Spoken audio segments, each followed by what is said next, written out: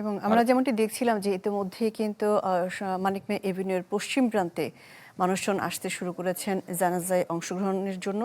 যদিও তার জানাজা অনুষ্ঠিত হবে বাদ জোহর, তারপরও কিন্তু মানুষজন এসে ইতিমধ্যে জড়ো হচ্ছেন এবং মাঠের ভেতরে জায়গা নেওয়ার চেষ্টা করছেন এবং তারা ভেতরে ঢুকতে অনুমতি দেওয়া হয়েছে ইতিমধ্যেই, তারা ঢুকছেন এবং সেই জায়গাগুলো নিচ্ছেন। এবং আমরা মনে হচ্ছে যেমনটা অবস্থা এখন, যে কিছুক্ষণের মধ্যেই কিন্তু পরিপূর্ণ হয়ে যাবে এই জানাজা স্থল। এবং জানাজা স্থলটা একটু বলি যে দক্ষিণ প্লাজায় হওয়ার কথা ছিল, পশ্চিম পাশে নিয়ে যাওয়া প্রান্তে নেওয়া হয়েছে হয়েছে। যাতে করে মাঠটা আরো বড় হয় এবং আরো বেশি মানুষের উপস্থিতি নিশ্চিত করা যায়। সেই জন্যই এই আয়োজন করা হয়েছে। পশ্চিম পাশ মিন্স ধানমন্ডির অংশে, লালমাটিয়ার অংশে, সেই জায়গার দিকে কিন্তু আসলে মাঠটা, সেইখানে মরদেহটি রাখা হবে বলে ধারণা করা হচ্ছে।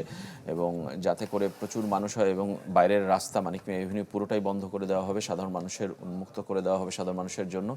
সেখানেও কিন্তু মানুষ দাঁড়াতে পারবেন এবং জানাজায় অংশ নিতে পারবেন। এবং এই জানাজায় অংশ নেওয়ার জন্য শুধু রাজধানী নয়, শুধু বিএনপির অনুসারী নয়, অনেকেই দল মত নির্বিশেষেই কিন্তু মানুষ আসছেন এবং যোগ দিচ্ছেন, এটাই আমরা ধারণা করছি। এবং সাধারণ মানুষের সঙ্গে আমাদের সহকর্মীরা কথা বলে কিন্তু তেমনটাই ধারণা পেয়েছেন যে তারা আসলে বেগম খালেদা জিয়াকে শুধু বিএনপি চেয়ারপারসন হিসেবেই কিন্তু চেনেন না, তারা বাংলাদেশের রাজনীতির আইকন কিংবা এই উপমহাদেশেরও রাজনীতির আইকনের অন্যতম আইকন হিসেবে তাকে চেনেন। এবং গণতন্ত্রের পক্ষে কিন্তু তিনি সর্বদাই সোচ্চার ছিলেন।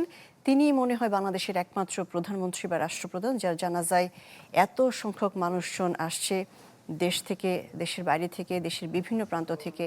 এবং সর্বস্তরের মানুষজন কিন্তু, সে যখন অসুস্থ ছিল, সে যখন হাসপাতালে 40 দিন কাটিয়েছে এবারকার হাসপাতালে, পুরো সময়টা থেকে কিন্তু সারা দেশের মানুষ তার জন্য দোয়া করছিল, প্রার্থনা করছিল সে যেন সুস্থ হয়ে ফিরে আসে, এই ত্রয়োদশ জাতীয় সংসদ নির্বাচনে যেন সে অংশগ্রহণ করতে পারে।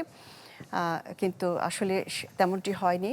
প্রায় 40 দিনের চিকিৎসা শেষে সে এই পৃথিবীর থেকে চলে গেছেন।